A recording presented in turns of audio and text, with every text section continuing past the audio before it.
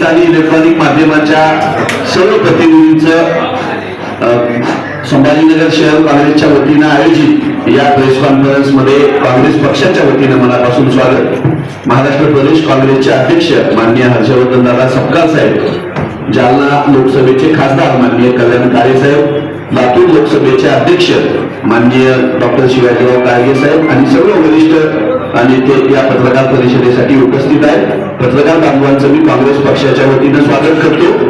आपण पत्रकार परिषद सुरू करतो। माननीय हर्षवर्धन दादा आपल्याला संबोधित करतील। सर्व सन्माननीय पत्रकार बंधू, आमच्या पक्षाचे सर्व उपस्थित आदरणीय नेते, संघटना बांधणी हा एक निरंतर चालू असणारा एक उपक्रम आहे आणि पक्ष पक्ष पक्ष म्हणून आम्ही त्याला म्हणतो तो म्हणजे दुसरं काही नसून नव्या दमाची कार्यकर्ते पक्षात आणणे, त्यांना निष्ठांकडून मार्गदर्शन मिळवून देणे, हे एक चक्र सातत्याने सुरू असलं पाहिजे। प्रदेशच्या पदाधिकाऱ्यांना मान सन्मान आहे, जिल्ह्यातल्या पदाधिकाऱ्यांना मान सन्मान आहे, मात्र खालच्या तथाकथित खालच्या पदाधिकाऱ्यांच्या संदर्भामध्ये एक वेगळी बांधणी आणि वेगळी भूमिका घेऊन आम्ही निघालोय। एक संरचना निवडणुका नुकत्याच संपन्न झाल्या, नुकत्याच म्हणजे स्थानिक स्वराज्य संस्थांच्या निवडणुका झाल्या आणि विशेष करून मराठवाडा परिसरात जिल्हा परिषद, नगरपालिका, महानगरपालिका या निवडणुका बहुतांश ठिकाणी संपन्न झाल्या। येणाऱ्या निवडणुकांपर्यंत आम्ही काय करणार आहोत याचं नियोजन जिल्हा निहाय आढावाच्या बैठकीच्या अनुषंगाने करत आहोत।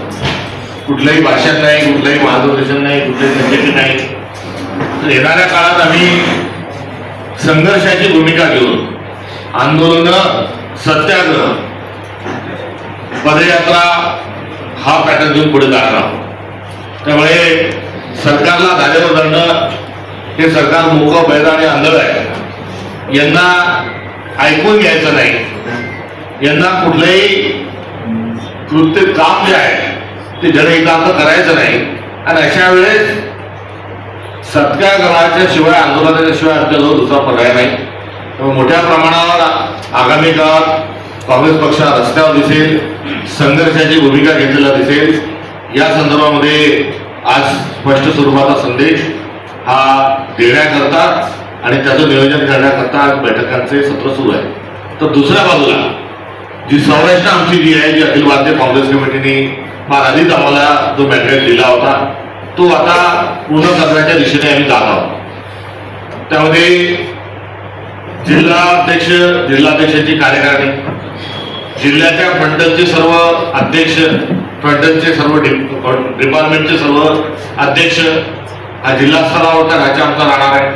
तर तालुका स्तरावर तालुका अध्यक्षांची कार्यकारिणी आणि तालुका अध्यक्षांच्या कार्यकारिणीसोबत तालुक्याचे विविध अध्यक्ष, युथ काँग्रेस अध्यक्ष, NSUI, महिला Congress, Seva Dal, VGNT cell, SC cell, ST cell, OBC, social media, अशा सर्व ज्या आमच्या संघटना आहेत इथे तालुक्याचे अध्यक्ष, ही तालुक्याची एक टीम आमची राहणार आहे। आणि याच्या पलीकडे जाऊन एक महत्वाकांक्षी जो उपक्रम आम्ही जो हाती घेतला आहे तो म्हणजे येणाऱ्या काळात संघटनेचा विस्तार जो आहे हा मंडल, सेक्टर आणि ग्राम शाखा इथपर्यंत आमचा विस्तार जाणार आहे। त्यामुळे मंडल अध्यक्ष आमचे राहतील, सेक्टर अध्यक्ष आमचे राहतील, ज्याला आपल्या इकडच्या भाषेत जिल्हा परिषद सर्कलचा अध्यक्ष काँग्रेस पक्षाचा राहील, पंचायत समिती सर्कलचा तालुका अध्यक्ष आमचा, पंचायत समिती सर्कल अध्यक्ष आमचा राहील आणि ग्राम शाखा अध्यक्ष।